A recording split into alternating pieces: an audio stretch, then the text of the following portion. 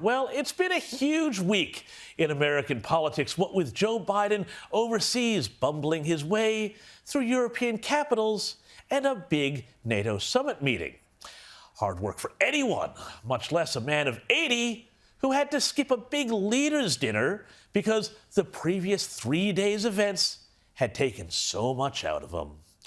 Luckily, however, all that overseas travel did have its rewards, like lots of fresh children to sniff.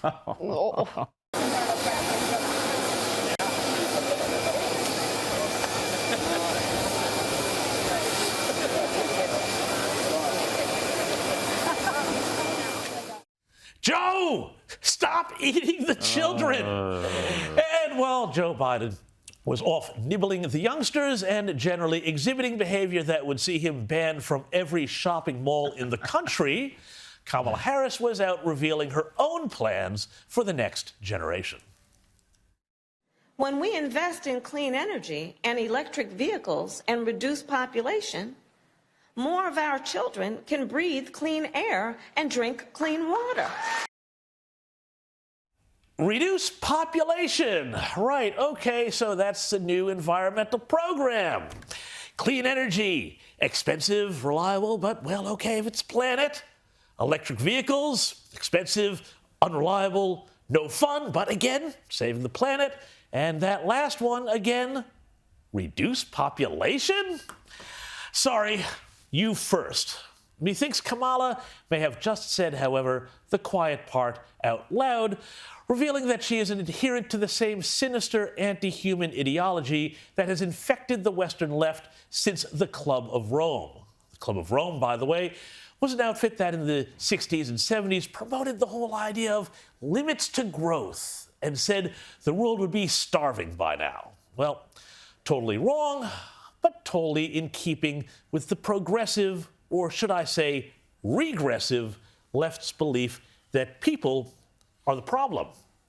But if anything, the world is suffering a fertility crisis where there won't be enough people to keep civilization going. But that's another topic for another day. But that does bring us to one other interesting character. Someone with, I think, more brains than both Joe and Kamala put together.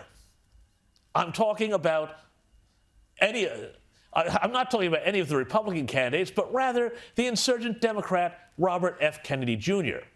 He's a character who people like to call controversial, and so dismiss him as someone not to be taken seriously. I don't think that's fair, though, because even though I disagree with him on many, many issues, I think he is right about a much bigger problem, namely the narrative and the way those in power use fear to shape the narrative and what people think to stay in power and grow their own wealth. Now, Kennedy is himself a big-time environmentalist and a lifelong outdoorsman who does believe in climate change. But whatever your views on whether or why the climate is changing, he doesn't fall into the same trap as the rest of the left. First, have a bit of Kennedy on global warming. And I'm warning you, don't dismiss him. Don't dismiss what he tries to say, because what comes next is brutally important. Look around, you can see it everywhere. Ice caps are melting, etc. The Greenland ice sheet. I spent a lot of time outdoors, and I see over 69 years, I've seen the changes, and I've seen the mass migration of animals, of southern animals like black vultures, the northern increase in their ranges. I've kept track since I was a kid about when the leaves turns, and it's steadily moved up each year. And so I see that. All of my senses are telling me that the warming is occurring. Ice caps melting, warming occurring. Well, I'm going to let Rowan take that on a little later in the show. But here's Kennedy's much bigger point.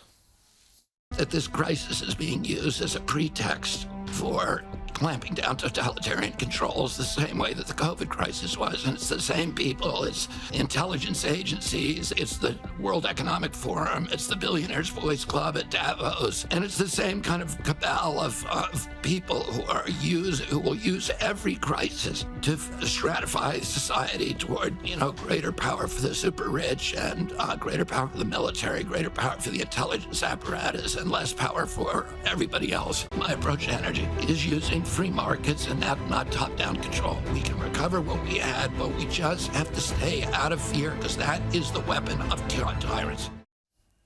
You had mentioned the Very WEF there. Now, very good. Look, if you're a regular watcher of the show, you know that the same fence posts that were put in during the pandemic will be used to pen us in even more tightly in the future on the basis of some future emergency.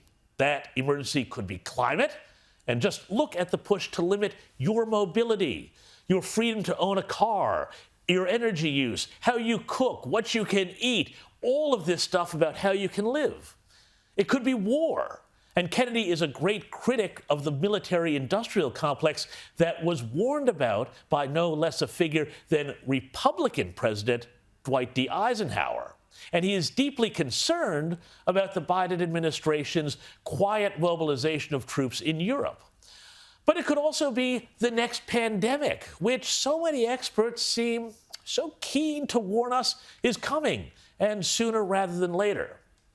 And that's why I say that Kennedy, more than any other candidate on either side of politics, is calling this out, this fear reflex, and how certain people, let's call them elite, even if that's not a great descriptor for them, are using fear and putting the apparatus of government to maintain control at a time when their power is under more threat from the people than ever. Now, Kennedy, depending on which poll you believe, has as much as 20% support among Democrats. And anecdotally, an awful lot of big-time conservatives I speak to in the U.S. are also fans as well. Of course, the chances that he gets the nomination are pretty close to nil. But that doesn't mean we shouldn't listen to what he has to say on these issues, whether he is a Democrat or a Republican, about fear, manipulation, freedom, and the way mainstream politicians and the press abuse these ideas and us on a daily basis.